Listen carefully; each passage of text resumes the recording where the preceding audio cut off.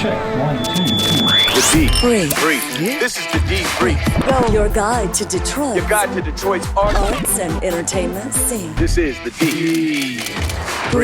Hello and welcome to The Debrief. I'm your co-host. My name is Seth Ressler. And I'm Becky Scarcello. And look, it's not very often that we have a doctor on the podcast. No, I can't even think of the last time. Or a Rhodes Scholar on the podcast. That too. Or a former gubernatorial candidate. Never have had that. I don't think we've ever had that. No. But we have all three today. I'm really Triple excited. threat. Yes. He's a lot of threats, I think. I think there's more than three. In the nicest way possible. Our guest today was the executive director of the Detroit Health Department.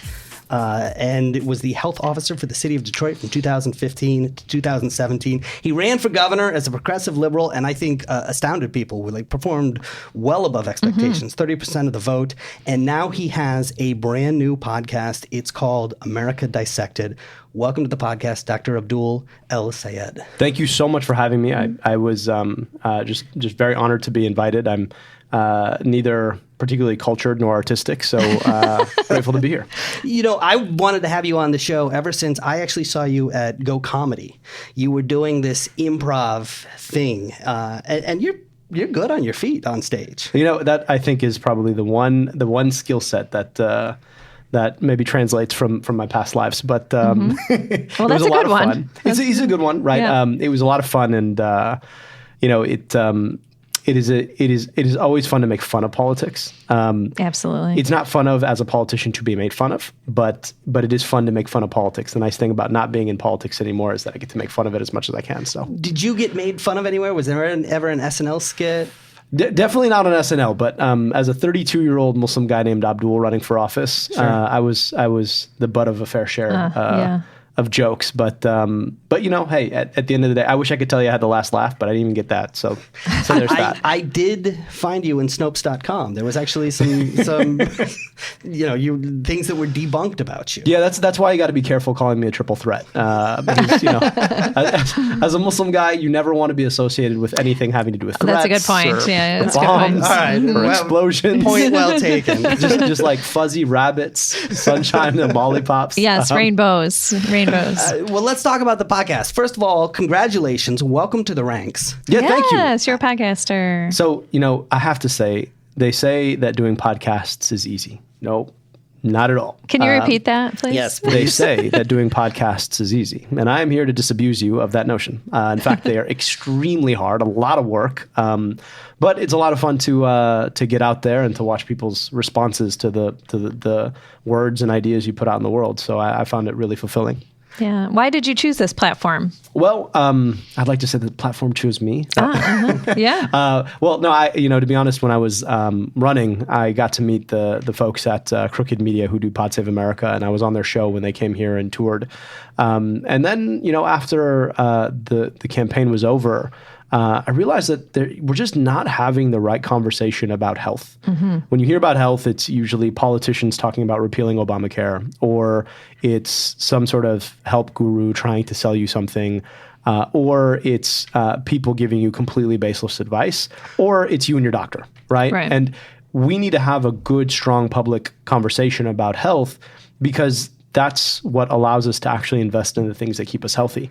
And we've forgotten about that, right? I mean, there was a time not too long ago where we didn't have things like vaccinations or antibiotics. Right. And kids routinely died before their first or fifth birthdays.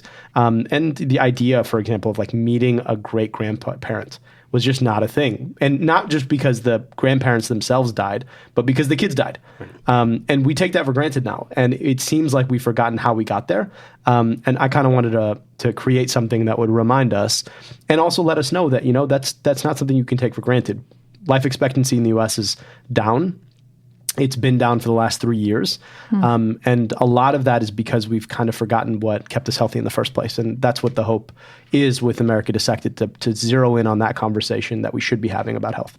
I do like this long form discussion. It's like you said, it's so much more useful than all the other ways we're discussing. I'd like to add to that list 10 Democrats on stage who all get 30 seconds each to explain their healthcare policy. Now that I get to make fun of politics. Yes. Right? Yes. That is just not a good way to have a conversation about anything. Imagine Thanksgiving was done that way, right? Like your 10 family members each had 30 seconds to rebut each other's points. Mine might improve, actually. Really? Okay. It needs a little structure to it. Yes. In my family, at least, we would have this scenario where some people started to just speak a different language. So explain the concept of the show for somebody who hasn't heard it yet. Yeah. So the show's called America Dissected. And the goal here is to get down to the nitty-gritty, science, evidence-based conversation about what makes people healthy and what doesn't. And what we're trying to do is take these headlines that you hear about, things like a measles outbreak because of the anti-vaxxer epidemic, things like vitamins and supplements that can make you sick, superbugs and the rise of these antibiotic-resistant bacteria, the healthcare debate, the cost of prescription drugs, and then break them down and actually talk them through and ask, why is this happening and what can we do about it? And what we're really getting at is the fact that if you want to understand what makes people healthier, it usually has something to do with the relationship between two things. First, science, rigorous evidence-based analysis of what works and what doesn't. And second, government. Now, those are two things that Americans love to hate these days. But for so long, we as a species suffered because we did not know what was killing us or hurting us. And we did not have the means toward collective action to solve it. And our huge gains in life expectancy over the past century, right, going from a life expectancy of 47 at the turn of the 20th century to a life expectancy in the late 70s, if not 80s, at the end of the 20th century. All of that was because we were able to understand what was making us sick, the germ theory of disease, discovery of water sanitation systems, and then antibiotics and vaccinations. And then we had government right there to implement these things. And we take that second part for granted, right? But the reason why these things work is because we all invested in our government to build water sanitation systems that kept us from being exposed to bacteria that were killing us. Or we had public health organizations that were able to buy up the amount of vaccination that we needed and make sure that all of us got it. Or we were able to mass produce antibiotics and make sure that they got to the people who needed them. Those two things, hand in glove, working together, were why we are so healthy nowadays. And we've often taken them for granted, and we need them now more than ever. I heard you speaking about that on, I think it was the anti-vaccination episode of the podcast. And what became the disconnect? Because here we are saving all these lives because of this new collaboration and a public health creation, to now this sort of distrust. What do you think created that? So I'll say a couple of things. Number one, when things aren't new, they're not interesting. And these aren't new, right? We take it for granted that kids all live past their first birthday, unless it's a very rare circumstance. We take it for granted that people live into their 70s or 80s. We take it for granted that we don't have measles or polio running amok in our communities, or that if we get sick, we can take an antibiotic. And because we take it for granted, we tend to demean it in terms of what it means for us or how important it is. And then the second piece is also that I think, to be honest, in a lot of ways, science and evidence-based medicine have really become a victim of their own success because we've gotten so used to having a cure for. When we don't have a cure for, we assume that the whole enterprise is useless. And there are a lot of situations in our day-to-day health, right? The things that may not be life or death, but bother us every day. Things like back pain or, skin that's not as clear as you might like. And when science doesn't give us a very clear evidence-based solution for that, we just say, well, the whole thing's useless. But we sort of mistake the urgent for the important, and that really means that we just haven't been very good at communicating science or communicating how medicine works. And part of the responsibility, frankly, most of the responsibility sits with us, people in the medical and scientific community, because we have gotten so bad at communicating that science is not a body of knowledge. It's a process of coming to knowledge. And it may not always have a solution for everything that we want a solution to. That doesn't mean that the enterprise is useless. It just means that the enterprise takes time and energy and resources to work. And as we're sucking resources away from science, and we're watching as people are commercializing non-scientific based types of interventions, it's pulling us further and further away. And probably even worse at baseline, we're just not good at communicating science generally. If you look at how our young people perform on exams on science relative to the rest of the world, we're not doing so well. And a lot of that is just because we're just not investing in science education, frankly, education generally. And it leads to these kinds of results.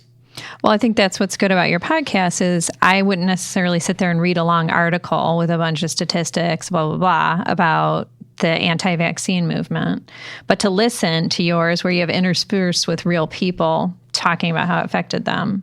It's just, I don't know, it's more entertaining and useful. You got Becky to quit buying at Goop, you know. I am on the record as I have never bought anything from Goop. Are you kidding? I am not kidding you. I would have bet money that... I know you would have. I'm always defying your thoughts to me. I have never made a purchase from Goop. I just figured that women from Huntington Woods named Becky was like target you market would think, for but Goop. no. Good on you. You know, the fact is, though, is that, you know, you look at Goop or even Mehmet Oz, who has an MD. Frankly, he's a professor at the place I went to medical school.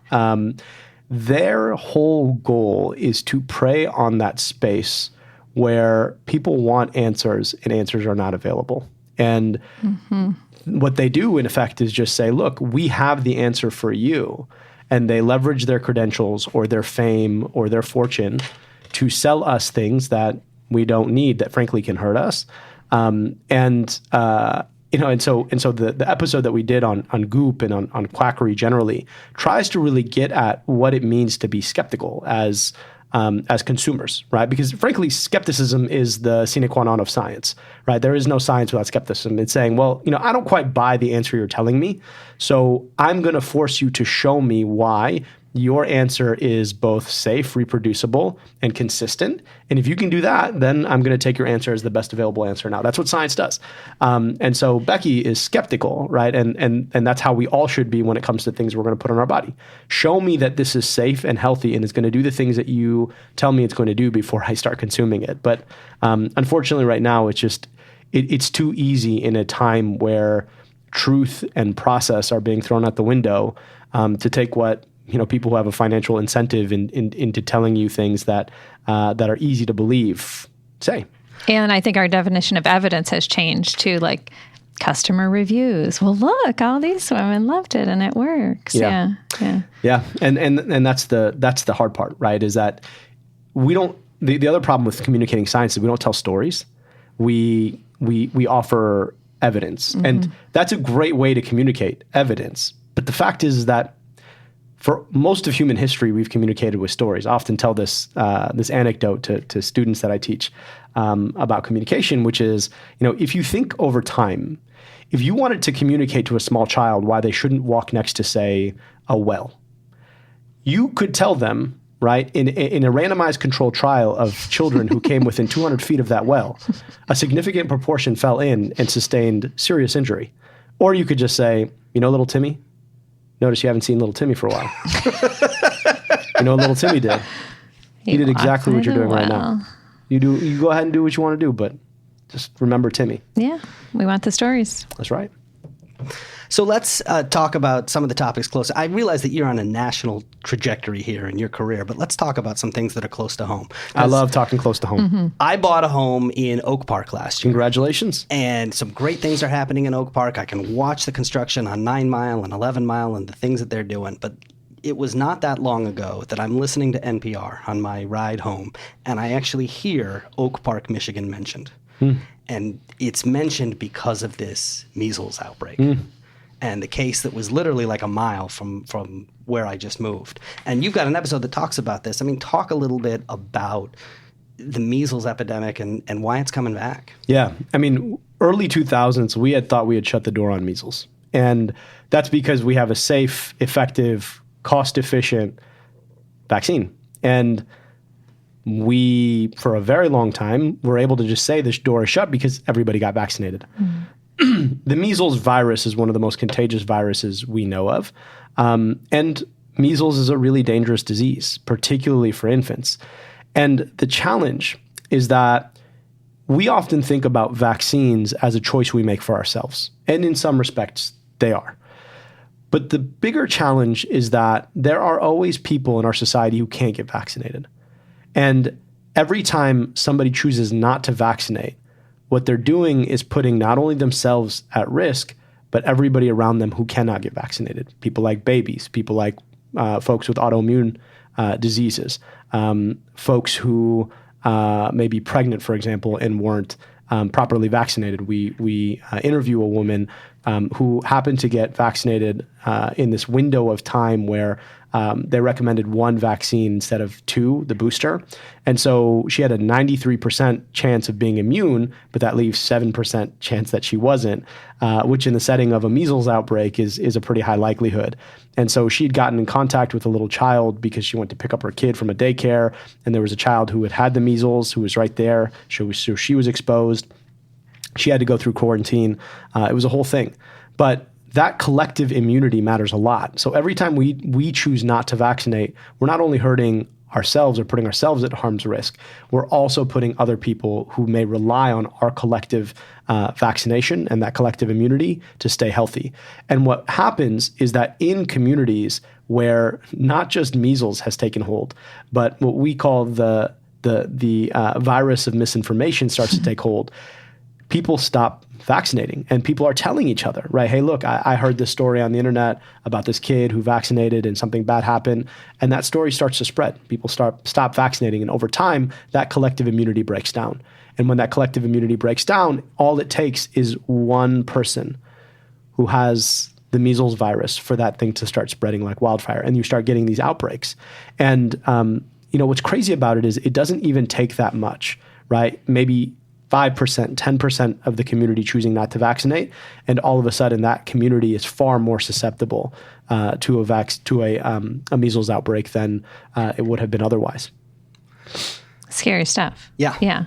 But now, do you think it's because people want to have a scapegoat for things? So there's other things that are unexplainable that, science hasn't really quite figured out yet, like autism. And so people are looking the reverse of like, what's causing this? Well, what are some things we don't know about? Is that what kind of starts the skepticism, or is it just the taking for granted, or maybe both? I think it's some of both. I think part of it is that one of the groups of people I interview are my grandparents, and my grandparents knew what it was like to live in a time where vaccine preventable diseases were common. Sure. I don't know what that's like. Right. And I think a lot of folks in my generation who are just starting to have kids, I have a near 2-year-old now, don't know what it's like to see a kid suffer from polio or just suffer from measles or the whooping cough. And I think that generational amnesia is part of the problem. But the other part of the problem is that there are a number of ailments, the completely fabricated relationship between the MMR vaccine, the measles vaccine, and autism.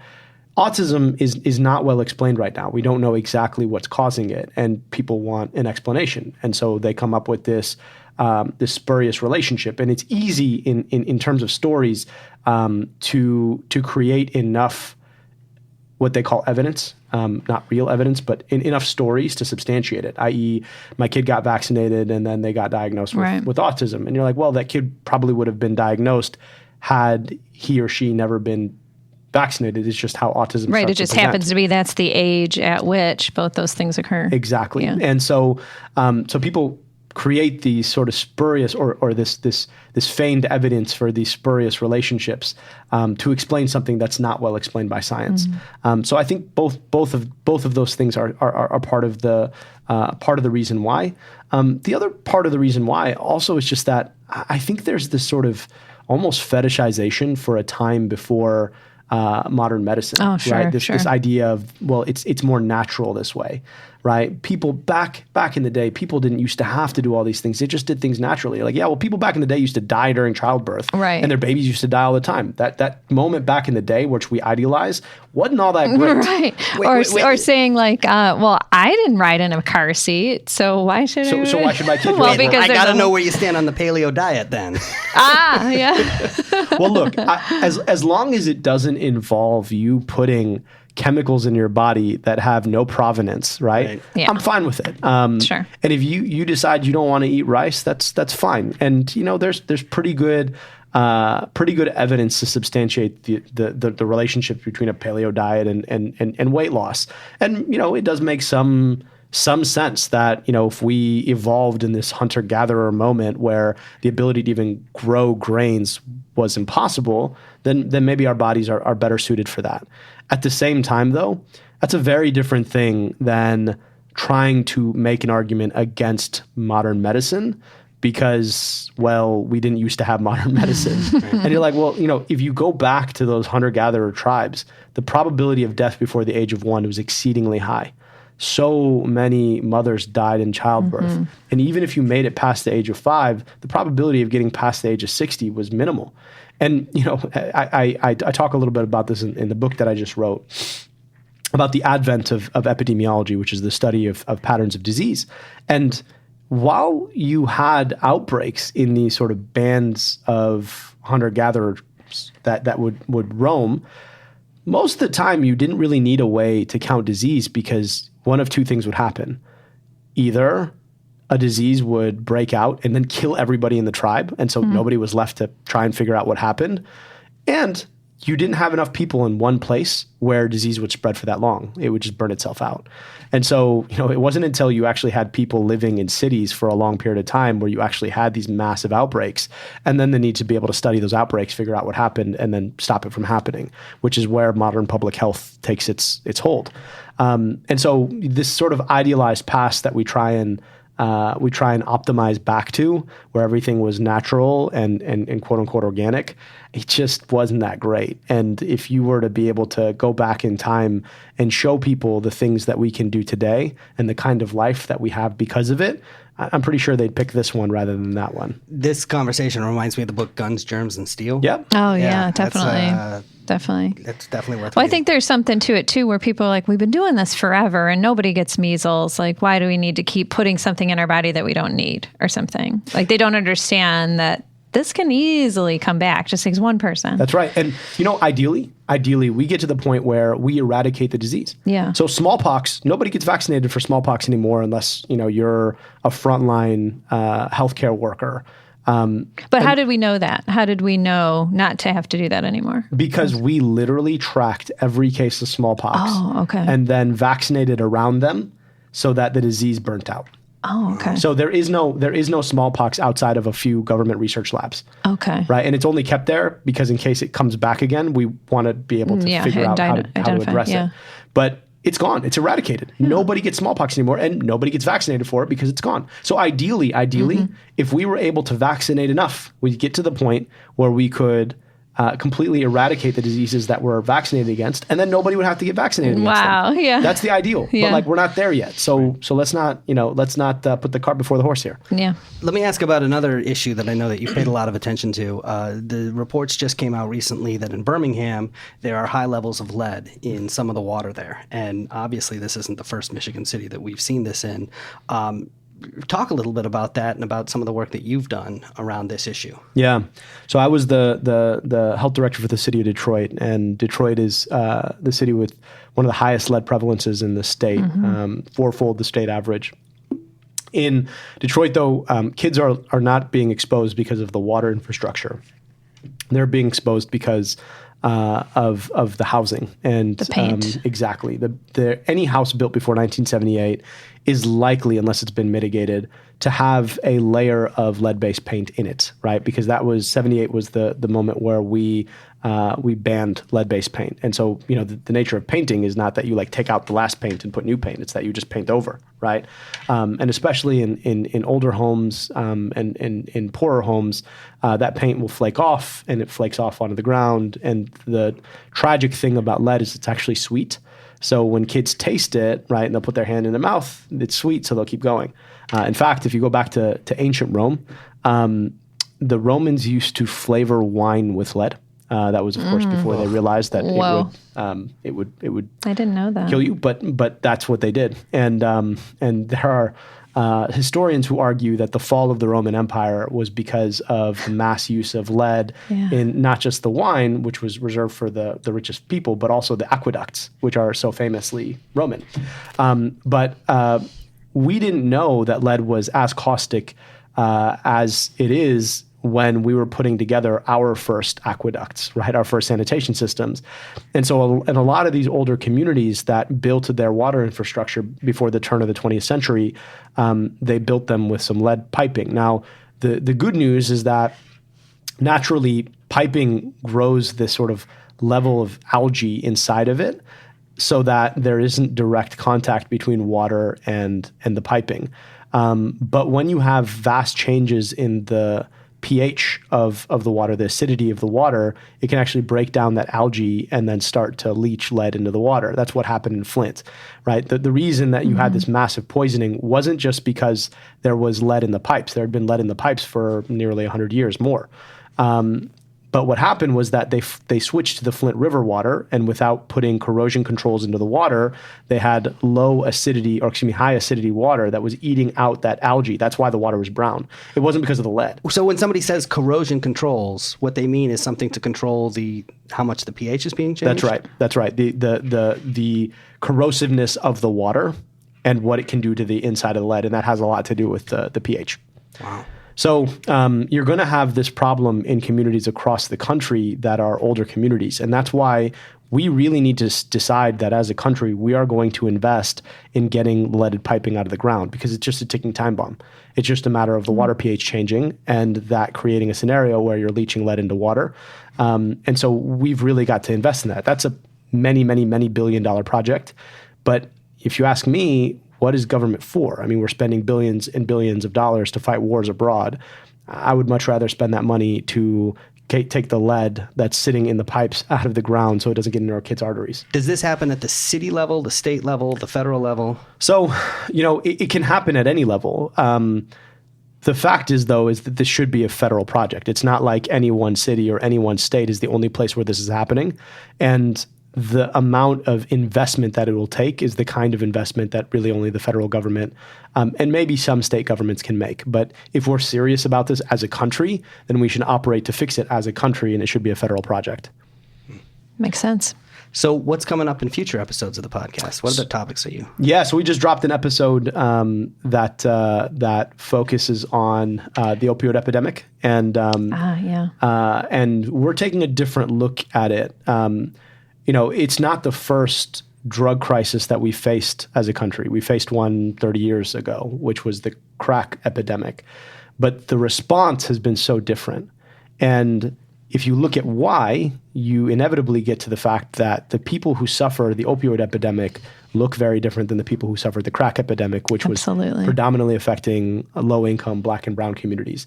And so we responded 30 years ago with a war on drugs that has helped to usher in this era of mass incarceration that we're in right now.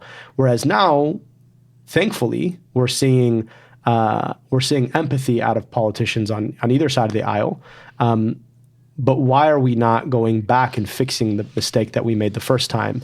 And why was that mistake made? And so we really are digging into the way that structural racism has shaped the conversation about drugs in our country, and what it will mean to fix that and address the fact that addiction is addiction is addiction. It is the same disease, regardless of who suffers it, regardless of the drug of the moment. And unless we're serious about building out the mental health infrastructure that we need to take on the challenge of addiction, then we're liable to make the same mistake yet again. And in a lot of ways, because we weren't willing to invest in mental health, and instead we invested in policing and in jails in the 80s and 90s, it set us up for the epidemic that we're facing right now. And also the profit and the expectation of the medical field of you need to relieve people's pain, and that's the measure of success. That's right. Things like that. When I was in medical school, I was taught that the fifth vital sign was pain. Yeah. And if you weren't treating a pain appropriately, then you weren't doing right by your patients. Turns out we were a part of creating this opioid epidemic. It's claimed the lives of 215,000 Americans. It's part of the reason why our life expectancy is falling. And what's crazy, right, is that just a couple of episodes ago, we talked about the rise of superbugs, which is about the fact that the same industry that created the opioid epidemic, because of its broken incentives, is unwilling to start investing in new antibiotic research. So instead of making medications that actually will help us, they've been focused on making a lot of medications that have created one of the worst epidemics of our time. We've got to do something about the for-profit pharmaceutical industry, and it's another episode. We touched the third episode, but we've got to decide that we are going to bring this industry back to focusing on solving problems that we actually have, rather than manufacturing new problems for us.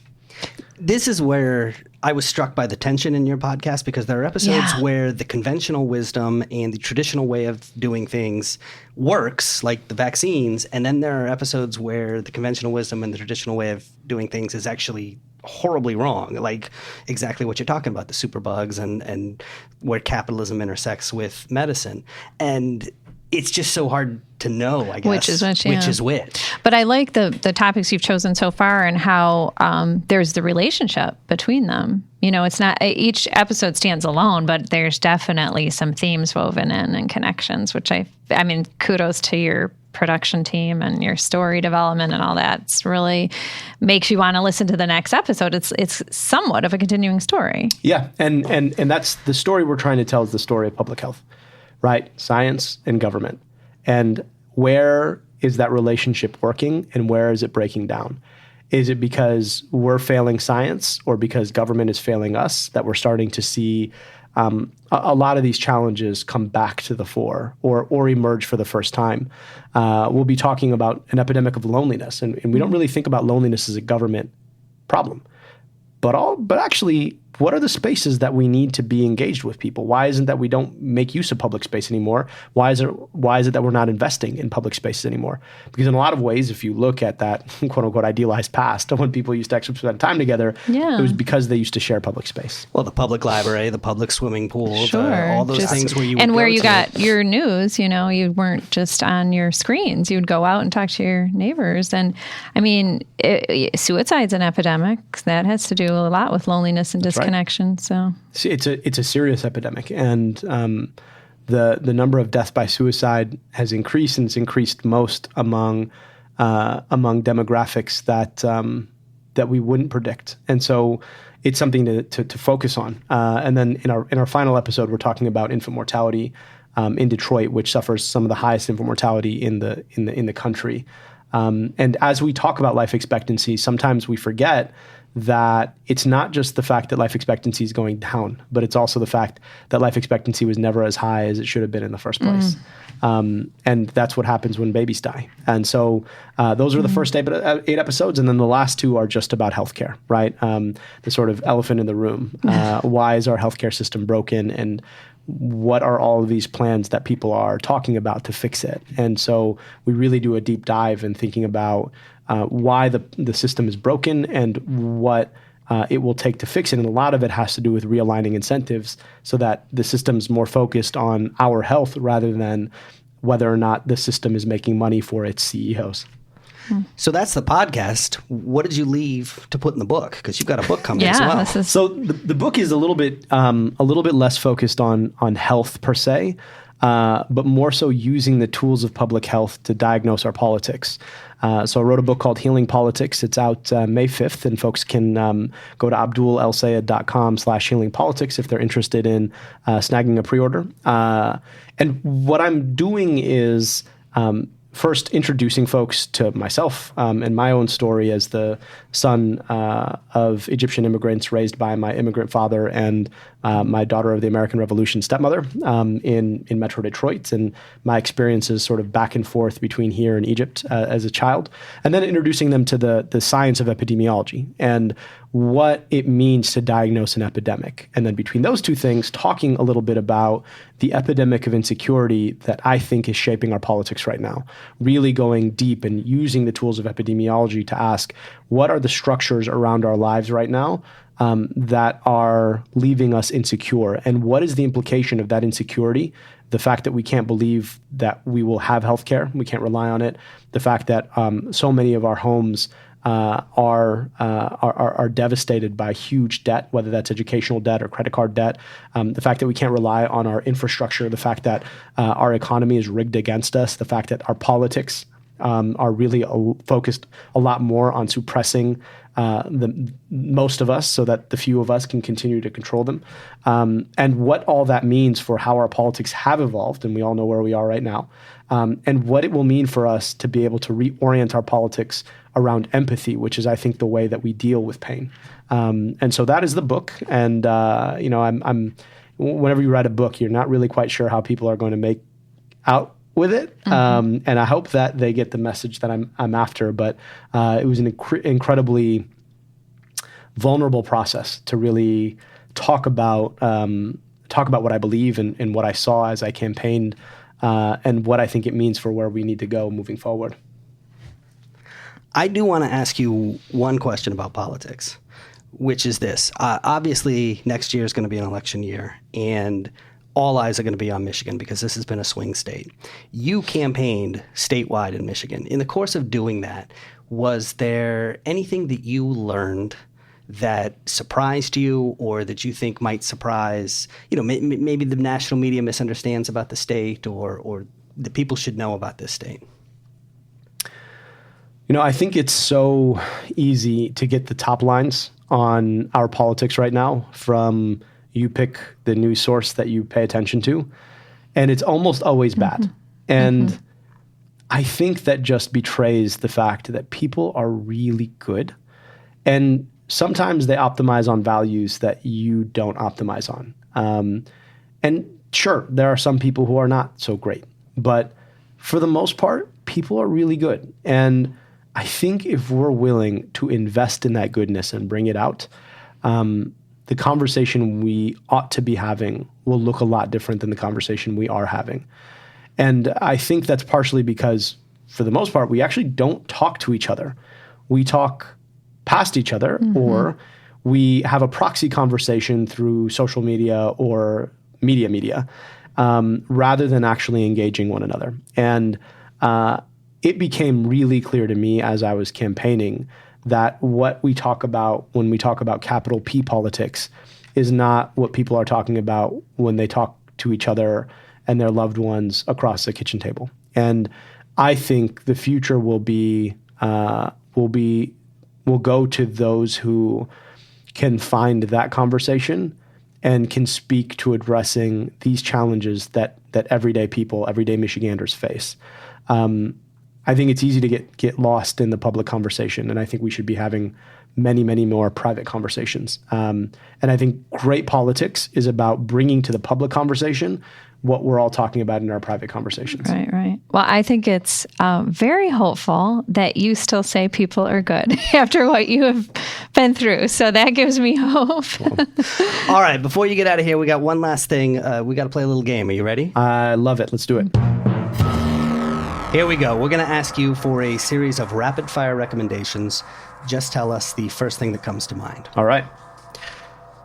Starting with this, when you have out-of-town visitors come to Detroit, where's the first place that you take them? Oh, man, the Eastern Market, Saturday mornings. Frankly, my dad immigrated here in 1978, and his father was a vegetable salesperson. So when he came here to go to school, he just found his way to the market. And so it has such lore in our family. It's such a fun way to spend a Saturday morning. You know who gives tours of Eastern Market. I was going to All say, right. next time be my guest on I would love that. one of the tours. Yeah, That'd be so fun. How about this? What do you brag to out-of-town friends about when you're talking about the city of Detroit? A couple things. The 89 through 91 Pistons, Detroit-style pizza, the goodness of people in the city of Detroit. There's an honesty about Detroiters that is unmatched anywhere you go. And that this place is the narrative of American history. If you want to understand who we are as a country, just take a look at the history of Detroit.